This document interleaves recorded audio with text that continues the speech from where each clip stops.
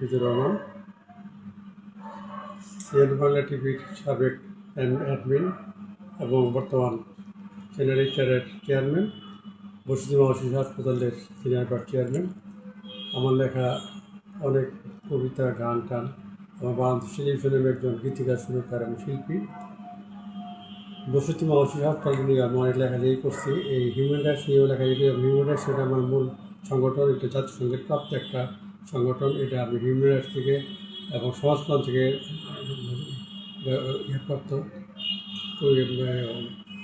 ইনভক্ত, এবং human rights সোসাইটির জন্য আমি চেষ্টা করতেছি হিউম্যান রাইটস মানুষের সেবা করার জন্য সংগঠনগুলো আমি ভালো কিছু করতে চাই, এবং আমি চাই যে সবাইকে নিয়ে কাজ করার জন্য আমার দরকার। আমি প্রতিটা মানুষকে যাচাই করে আমার অফিসে ঢোকাই, চেষ্টা করি ভালো কিছু করার। কারণ মানুষের সেবা করতে না পারলে আমাদের কোনো মূল্যায়ন নেই, মূল্যায়ন হবেও না।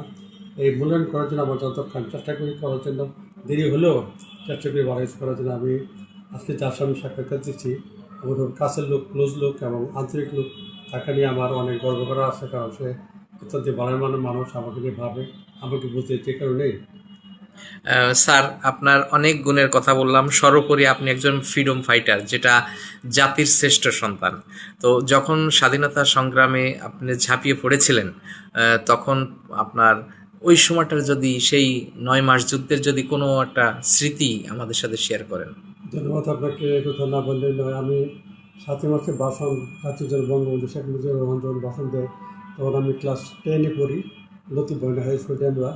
তো এখান থেকে আমি যে বাস দিয়ে আসছি, এবং সেখানে তো হলে আমার থেকে বহু সিনিয়র ছিলাম, তো ছোটো ছিলাম থাকলেও ওই জনসভা আমার চিন্তা সুযোগ হয়েছিল। এবং 7 মাসের ভাষণে আমি অনুপ্রাণিত হয়ে মুক্তিযুদ্ধে গেছি। মুক্তিযুদ্ধের অনেক ইতিহাস, সেটা না বললেই নয়। যখন যাওয়ার সময় কিন্তু আমাকে পাকিস্তান হানাদার বাহিনী প্রায় ধরে ফেলছিল। আমি ঝাঁপ দিয়ে নদীতে পড়ে 5-7 ধরে ডুব দিয়ে জীবন যাপন করছি। এরপর ইন্ডিয়াতে গেছি। ইন্ডিয়াতে 2 নম্বর সেক্টর ছিলাম, আমার মেজর হায়দার ছিলাম আমার সেক্টর কমান্ডার, এবং খালেদ মোহাম্মদ ছিল আমার সেক্টর কমান্ডার। তাদের সাথে আমি যুদ্ধ করছি, তাদের সাথে ছিলাম। এবং শাহজাহান নদীর যে ব্রিজ ছিল, সেই ব্রিজ আমি দেখেছি, সেখানে আমি ছিলাম। অতএব বহু লোক খোদা হয়েছে, আমি আহত হয়েছি। তারপর আল্লাহর রহমতে আমি এখন বেঁচে আছি, এবং আমি গর্ব করি বঙ্গবন্ধু নিয়ে। বঙ্গবন্ধু না আমি দেশ হতো, বাংলাদেশ হতো না। এবং বঙ্গবন্ধুর কারণে আজকে বাংলাদেশ এবং তাদের মানতে, তার নির্দেশ মতে আমি অবশ্যই মানি, আমি তাকে শ্রদ্ধা করি, সবসময় করবো। যত বিপদে আসে না কেন, তাকে আমার শ্রদ্ধা না করে উপায় নাই। তার প্রেরণায় আমি আজকে মুগ্ধ হয়েছি। আমি আজকে স্বাধীনতার সহ গর্বের একজন। এই যে নতুন প্রজন্ম, তারা এই একজন মুক্তিযোদ্ধাদেরকে কি পরিমাণে বা কতটুকু সম্মান করছে বলে আপনি মনে করেন? আমাদের যে আশা ছিল, আমরা কোনো টাকার জন্য যুদ্ধ করছি যে স্বাধীনতার জন্য, সেই স্বাধীনতা কিন্তু আজকে নেই। কারণ মানুষের নিরাপত্তা নেই, মানুষের অঘটন নেই। অঘটন ঘটছে দিনের পর দিন, যাতায়াত যেখানে সেখানে ঘটছে। আইন নেই, প্রয়োগ নেই, পুলিশকে মানছে না, কোনো কিছু হচ্ছে না। আমাদের ভয় লাগে কখন আমি থাকবো না, আমার লোকজন থাকতেছে না, আমিও মরে যাবো। কিন্তু এটার জন্য দেশ আইন করা হয় না। দেশ আইন ছিল সুন্দর একটা দেশের জন্য, স্বাধীনতার জন্য। মানুষ কথা বলবে। আজকে যারা ব্রিগেডিয়ার জেনারেল হয়েছে, যারা হয়েছে সচিব হয়েছেন, তারা কিন্তু বাংলাদেশ স্বাধীন হওয়ার কারণে কিন্তু তারা আজকে সচিব হয়েছেন, ব্রিগেডিয়ার হয়েছেন, সেনাপ্রধান হয়েছেন। আমরা যদি দেশ স্বাধীন না করতাম, তাদের অস্তিত্বই থাকতো না, আমরা নিজেও থাকতে পারতাম না। যাই হোক, আমি ধন্যবাদ আপনাকে যে প্রশ্নের জন্য। যে আমি চাই না যে এই দেশে কিছু হোক। আমি মনে করি যে সুন্দর দেশটা সুন্দর করে থাকুক, আমরা সুন্দরভাবে বাস করতে হচ্ছে। আমাদের পাওয়ার কিছু নয়, আমরা চাই শান্তিপূর্ণভাবে থাকতে, এবং একটি কিছু পাওয়ার কিছু নয়। আমরা চাই ভালোভাবে থাকতে এবং নিরাপত্তা নিয়ে থাকতে। ধন্যবাদ আপনাকে।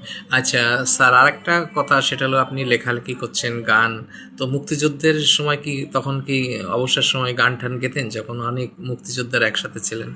যখন ছিল তখন আমি যখন ক্যাম্পে ছিলাম, যা সুযোগ পেলে, তখন তো আমরা রেডিও ছিল না, টেলিভিশন ছিল না, যেটা ট্রানজিস্টার ছিল, ট্রানজিস্টার চিরম্পত্র শুনতাম আমরা।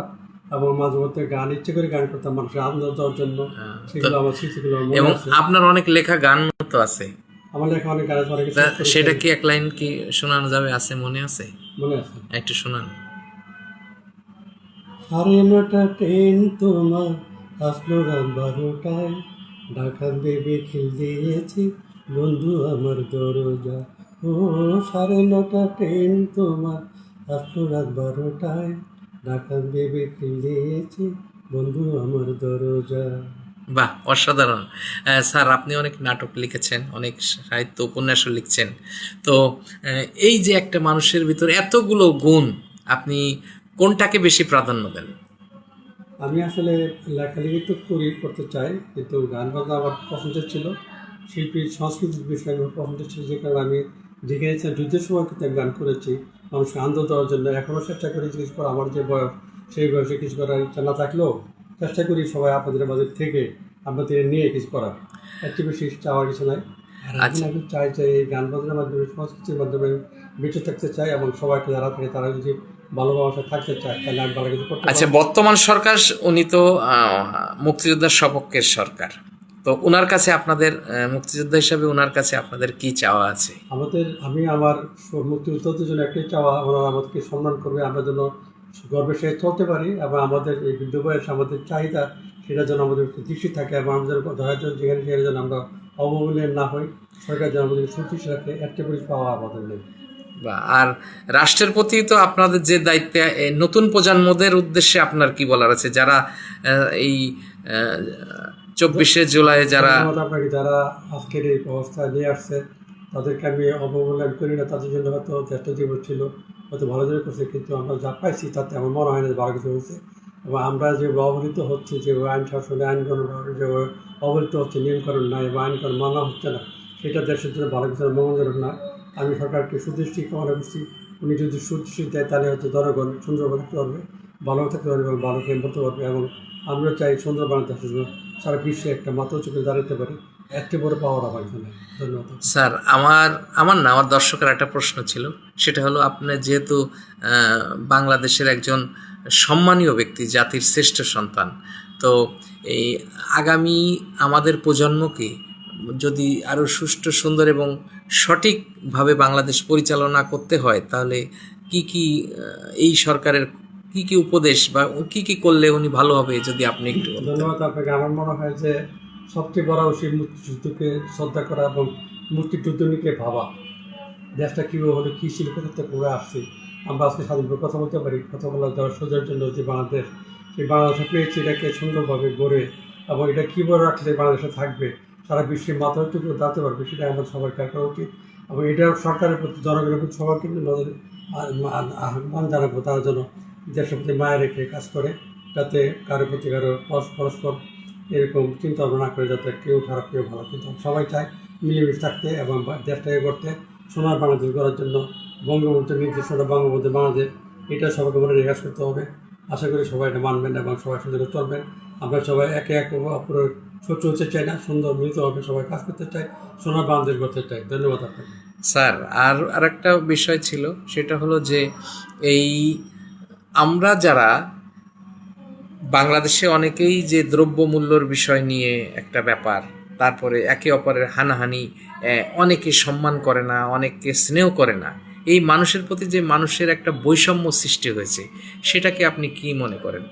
এই বৈষম্য হওয়ার পিছনে আমার মনে হয় যে আইন শৃঙ্খলা বাহিনী যদি একটু শক্ত হইতো, আইন শৃঙ্খলা বাহিনী যদি নিয়ম মতো কাজ করতে পারতো এবং তারা যদি ভয় নির্ভরকে কাজ করতে পারতো, আমার মনে হয় সরকারের প্রতি দোষটি দিলে, এই প্রতি নজর রাখলে আমার মনে হয় যে এই দেশে এই ব্যবস্থা থাকবে না। আস্তে আস্তে আমরা যে অবস্থা আছে এখন, কারোর নিরাপত্তাই নেই, নিরাপত্তাহীন জীবন যাপন করা, তো আমরা এটাই দেশ স্বাধীন করে নেই, স্বাধীন করছি সুন্দর দেশ থাকার জন্য, সুন্দর বসবাস করার জন্য, সেটাও আমাদের নাই। মানে আমরা চাই সরকারকে, জনগণকে তারা সুন্দরভাবে দেশটাকে গড়ার জন্য এবং মুক্তিযুদ্ধ ইতিহাসকে ধরে রেখে এটা সুন্দরভাবে করবে সরকার। মানে আইন শৃঙ্খলা যাতে আর একটু আইনের প্রয়োগ এবং সেটা হলেই হয়তো দেশটা স্বাধীনভাবে সুন্দরভাবে চলতে পারবে এবং অনেকটা কম হবে, অপরাধটা কম হবে। ধন্যবাদ। স্যার, আরেকটা কথা ছিল, সেটা হলো মানুষ মরণশীল। পৃথিবীতে আপনি এবং আমাদের পূর্বপুরুষ অনেকেই চলে গেছেন, আপনি আমি একদিন চলে যাব, তো মৃত্যুটাকে আপনি কেমন দেখেন? মৃত্যুর সাথে সবাইকে নিতে হবে, মৃত্যু ছাড়া পথ নাই, আল্লাহকে স্মরণ করতে হবে। আমরা মনে হয় যে আমরা ভুলে গেছি বলে আজকের এই অবস্থা, আমাদের অবস্থা আমাদের স্মরণ করতে হবে, আসছি যখন যেতেই হবে, না যে কোনো উপায় নেই, এবং সব কিছু ছেড়ে আল্লাহকে স্মরণ করতে হবে। আল্লাহর পথে থাকলে, আল্লাহর রহমত রাখলে আল্লাহ আমাদেরকে বেঁচে রাখবে। আমার যাই কিছু করে কোনো পথই নেই আল্লাহকে ছাড়া, তাতে আমাদের সবার উচিত আল্লাহর প্রতি নজর রাখা এবং আল্লাহর প্রতি, আল্লাহর কৃষি এবং নবীজির উন্মত হিসেবে আমাদেরকে দায়িত্ব পালন করা এবং মানুষের প্রতি মানুষের আদর, স্নেহ, ভালোবাসা থাকা। এই ভালোবাসা স্নেহ নাই বলেই কিন্তু আজকে অন্যায় করতে হচ্ছে। আপনাকে অনেক ধন্যবাদ। আমাদের চ্যানেলের সাথে আপনি কথা বললেন, একজন জাতির শ্রেষ্ঠ সন্তান, একজন শিল্পী, একজন গীতিকার, একজন নাট্যকার, একজন সামাজিক স্বেচ্ছাসেবক এবং একজন সমাজ সেবক হিসাবে আপনাকে অনেক অনেক ধন্যবাদ। আপনি যে সমাজের বিভিন্ন অঙ্গনে মানুষের পাশে দাঁড়িয়েছেন এবং দাঁড়াবেন আজন্ম। তো আমার আরেকটা প্রশ্ন ছিল যে আগামী প্রজন্ম এবং আমাদের বাংলাদেশের মানুষের প্রতি আপনার কি বলার আছে? আমার মানুষের প্রতি একটাই বলা, বারবার বলা, একটাই বলা যে আমরা কোথায় ছিলাম, কোথায় আসছি, সেই দেশটাকে আমরা কেন রক্ষা করতে পারছি না, এবং আমাদের এত স্বার্থ কিসের, কেন এগুলো করি, কেন এর বিরক্তি তন্ময় করি। আমরা যে মানুষ হই, মানুষের প্রতি ভালোবাসা থাকে, আল্লাহর প্রতি যেমন সন্তুষ্টি থাকে, তাহলে আমাদের তো এরকম আচরণ হওয়ার কথা না। আমি যে আশা করি সবার কাছে, সরকারের কাছে হচ্ছে সবাই, সরকার যদি শক্তভাবে ধরে এবং এই দেশটা যদি টিকে থাকে, এই দেশে সারা পৃথিবীতে যেন আমরা বাতাস দাঁড়িয়ে কথা বলতে পারি, সেটার জন্য সরকার আমার মনে হয় যে উনি আরও সদয় হবে এবং ওনার দৃঢ়তা বাড়বে এবং বিশ্বাসিত হবে, যাতে আমাদের দেশটা মানুষের কাছে আমরা অবহিত না হই। ধন্যবাদ আপনাকে। আপনাকে অনেক ধন্যবাদ, এবং যাওয়ার আগে আপনার কণ্ঠে, যেহেতু আপনি একজন শিল্পী, আরেকটা গান শুনতে শুনতে বিদায় নেব। আসলে আমার গান তো অনেক গানে আছে, তারপর বলি, ডেকো না আমারে তুমি, কাছে ডেকো না, দূরে আছি সে ভালো বেদনা, ডেকো না আমারে তুমি, কাছে ডেকো না, দূরে আছি সে ভালো বেদনা, তুমি ডেকো না।